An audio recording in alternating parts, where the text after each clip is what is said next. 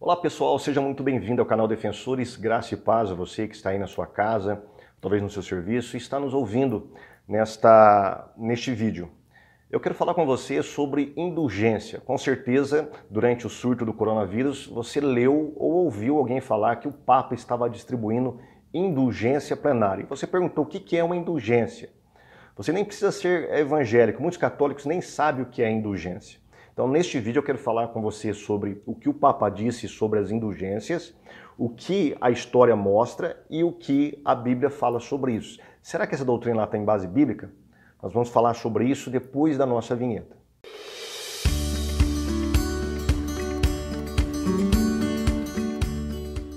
Indulgência plenária.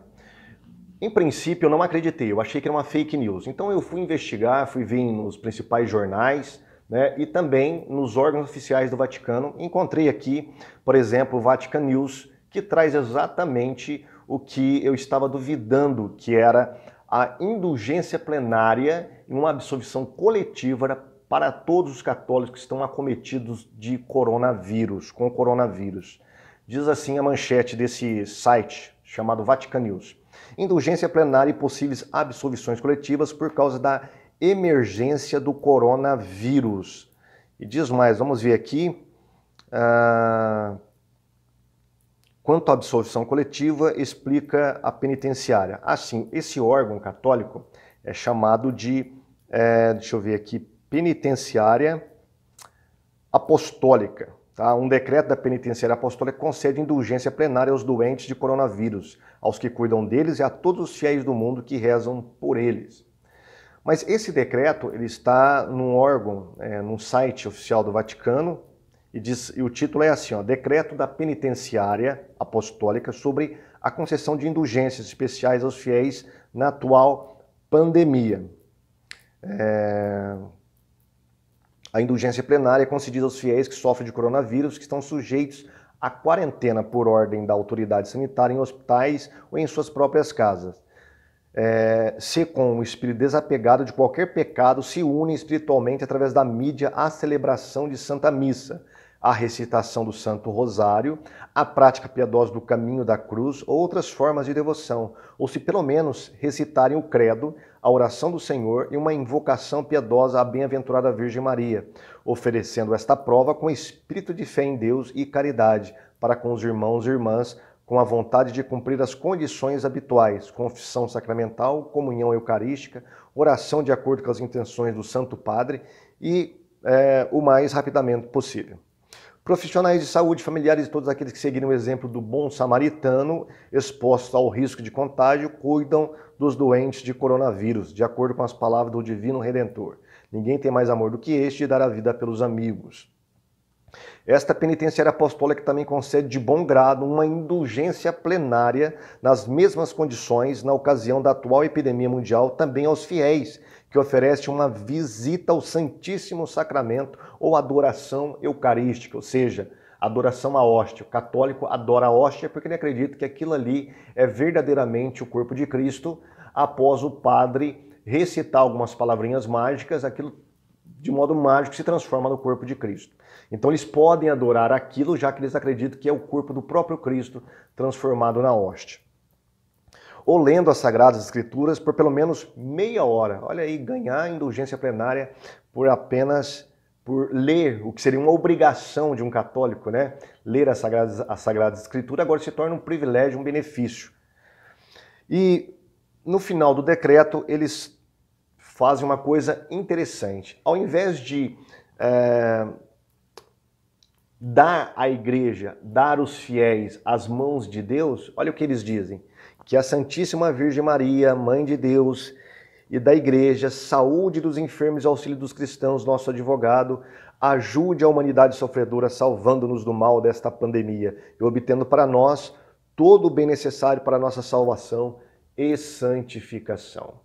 Muitos não sabem, mas a Igreja Católica, através do Papa, está concedendo a Roma, né, a Itália inteira, aos braços da Virgem Maria. Ele está proclamando que todas as cidades que está sob a jurisdição ali do Vaticano sejam consagradas à Virgem Maria por causa da pandemia e do coronavírus. Isso não é novidade, para quem estuda a história sabe muito bem que a parte final da oração, da reza da Ave Maria, ela foi criada na peste negra, no século XIV. Não existia essa segunda parte, então muitos estudiosos católicos eles trazem várias evidências de que essa segunda parte que diz rogai por nós pecadores, agora e na hora da nossa morte, amém, foi devido à pandemia que houve no século XIV, a chamada peste negra ou peste bubônica. Então isso aí está voltando agora devido à pandemia do coronavírus, o Papa concedendo ou dando os fiéis católicos de novo aos braços de Maria. Maria é a redentora, é a principal benfeitora da saúde e da espiritualidade dos fiéis católicos. A nossa pergunta é, isso tem base bíblica? Conceder a igreja aos braços, ou a benevolência, ou a devoção, ou a proteção da Virgem Maria tem base bíblica? Indulgência tem base na Bíblia? Ou será que o Papa está simplesmente replicando uma heresia medieval que não tem validade nenhuma e levando os católicos cada vez mais longe da palavra de Deus? Vamos dar uma olhadinha sobre isso. Primeiro vamos ver o conceito de indulgência. O que é indulgência? O Catecismo da Igreja Católica, da edição Vera Cruz, ele traz um conceito muito interessante sobre indulgência. Diz assim, indulgência é a remissão da pena temporal devida pelos pecados, já perdoados quanto à culpa, remissão que a Igreja concede fora do sacramento da penitência. Terceiro Catecismo da Doutrina Cristã, editora Vera Cruz, a edição de agosto de 1976. Tá? Quem pode conceder indulgência? O Papa, e para quem o Papa delegar. Por exemplo, os bispos, os padres, eles podem conceder uma indulgência. O que seria uma indulgência? Para entendermos o que é uma indulgência, temos que entender um pouquinho do conceito de pecado dentro da teologia católica. Para a teologia católica existem dois tipos de pecado. O pecado mortal e o pecado venial. O pecado mortal é aquele pecado que leva a pessoa direto ao inferno. É o pecado que afronta diretamente os mandamentos de Deus, por exemplo, os 10 mandamentos, a própria natureza de Deus, e que é praticado com consciência. Já os pecados veniais são aqueles pecados inconscientes, de menos gravidade, que não afrontam diretamente a natureza de Deus aos 10 mandamentos, os principais mandamentos de Deus, e que, depois de confessados, perdoados, a sua culpa é perdoada, existe uma penalidade temporal que precisa ser paga. Então, quando o fiel católico morre, ele vai direto para o purgatório, para que essas penas temporais sejam purgadas e assim prepará-lo para levá-lo diretamente ao céu. Então, é praticamente isso. Quando um padre ou papa dá uma indulgência, o que ele faz? Ele elimina essa penalidade temporal dos pecados veniais e numa tacada só, numa canetada só, o Papa tira a pessoa do purgatório e leva ela diretamente para o céu. É mais ou menos isso aí que acontece dentro da mentalidade teológica católica. Tá? Para essas indulgências, a Igreja Católica acredita que existe um tesouro no qual os católicos, o Papa, e os seus subalternos ali, os bispos e padres, eles podem lançar mão desses tesouros e conceder numa hora de crise espiritual para que essas pessoas possam se beneficiar desses tesouros. Um deles é o perdão dos pecados. Então, a Igreja Católica acredita que o Papa, os padres e os bispos podem conceder à revelia do que ensina a Bíblia o perdão dos pecados às pessoas. Vamos entender um pouquinho sobre o que a Bíblia fala sobre perdão dos pecados, alguns textos bíblicos nos quais a Igreja Católica, a teologia católica se baseia para justificar a teoria ou a teologia de que eles podem perdoar pecados e dar indulgências, tá? E ver o porquê que isso não é bíblico, não é uma doutrina cristã. Primeiro, há um versículo na Bíblia, lá em João 20, 23, que à primeira vista parece que dá base para a teoria das indulgências, do perdão de pecados dado pelo Papa, pelos bispos ou pelos padres. Diz assim: aqueles a quem perdoardes os pecados lhes são perdoados, e aqueles a quem os retiverdes lhes são retidos. Então Jesus Cristo, alegadamente aqui, estaria dando poder, ou delegando poder, para que os sucessores dele, dos apóstolos, ou os apóstolos aqui, né, eles pudessem perdoar pecados. Vamos lidar com esse texto logo mais. Mas existe um outro texto, eu visitando alguns sites católicos, eles utilizaram esse texto também para justificar a indulgência. Diz assim: e a quem perdoardes alguma coisa, também eu, porque o que eu também perdoei, se é que tenho perdoado, por amor de vós, o fiz na presença de Cristo, para que não sejamos vencidos por Satanás. Esse texto está lá em 2 Coríntios, capítulo 2, versículo 10. Aqui os católicos falam que Paulo não só estava dando indulgência, mas também delegando aos bispos que estavam ali na igreja de Corinto, também que eles pudessem perdoar os pecados. Bom, vamos lidar com esse texto aqui, de 2 Coríntios.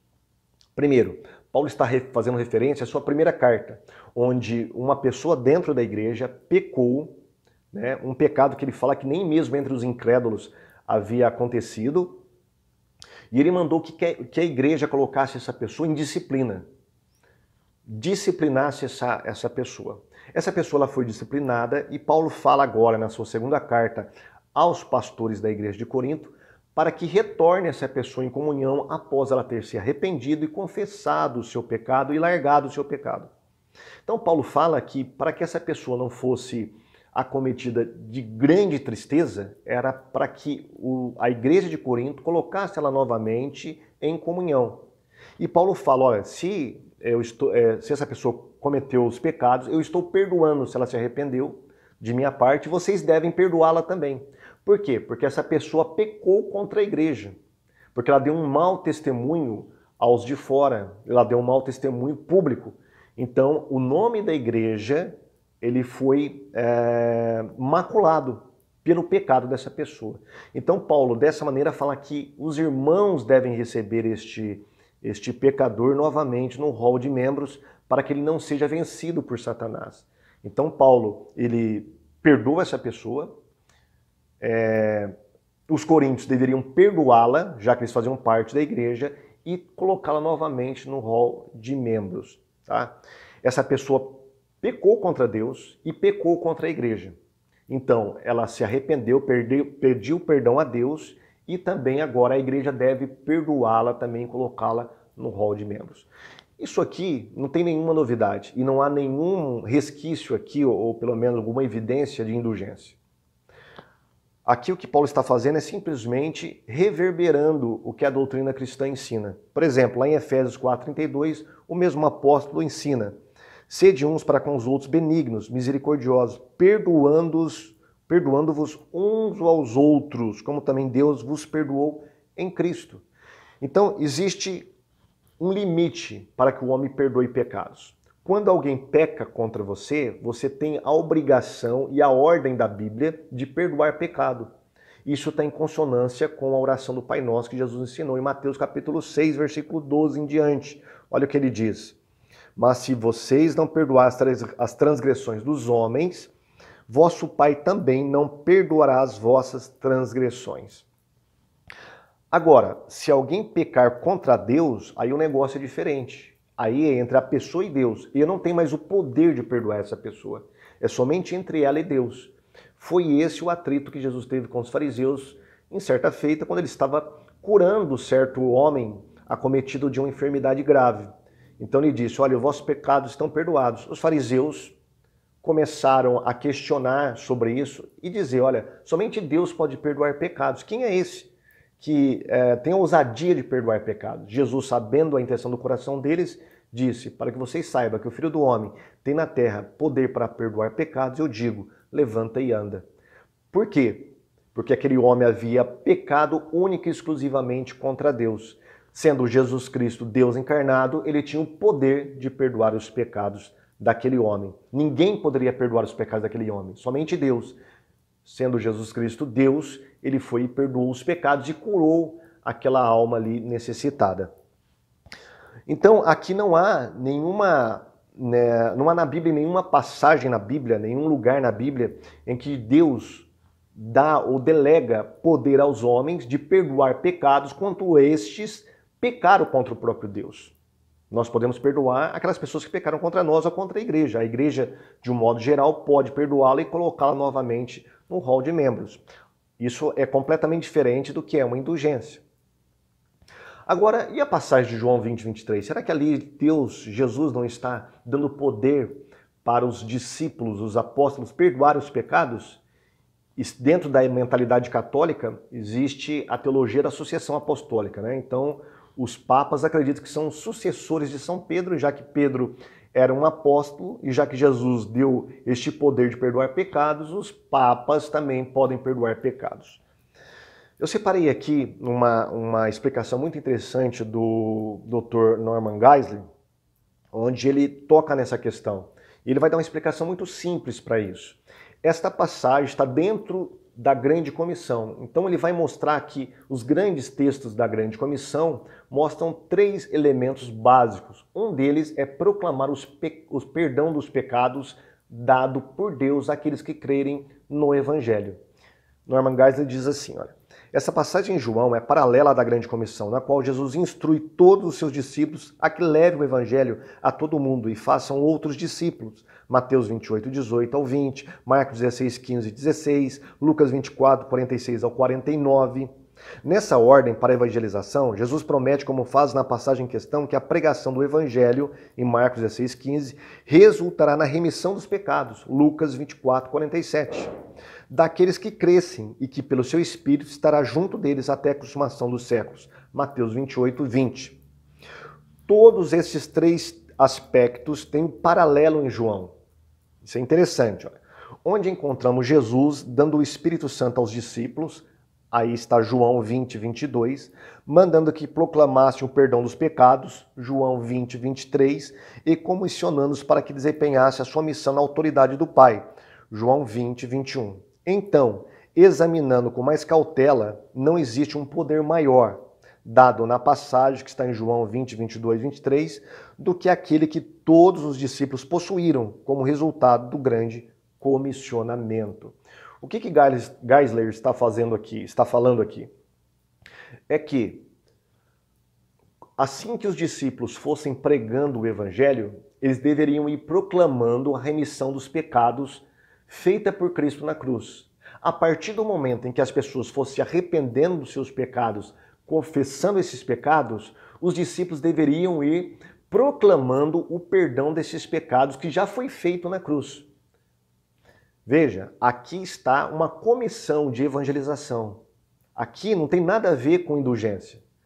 O texto de João 20, 23 não diz absolutamente nada sobre indulgência, num poder aleatório de que eu e você podemos, se fôssemos católicos, né, ou um papa, um padre, de perdoar pecados das pessoas que elas cometem contra Deus. Os católicos que estão com coronavírus, eles estão sendo enganados pelo Papa. O que o Papa está proclamando é uma heresia medieval que não parou desde a época de Lutero até agora. Uma heresia que não tem base na palavra de Deus, uma doutrina que não tem base nas escrituras cristãs e muito menos na doutrina cristã professada pela Igreja Cristã através desses séculos. O Papa está levando milhões de católicos ao erro, proclamando que eles estão livres dos pecados e também, ou da consequência dos pecados, e também dando a saúde desses católicos e o espírito, né, a alma desses católicos à Virgem Maria, quando ela não tem parte alguma sobre a vida ou a alma dessas pessoas.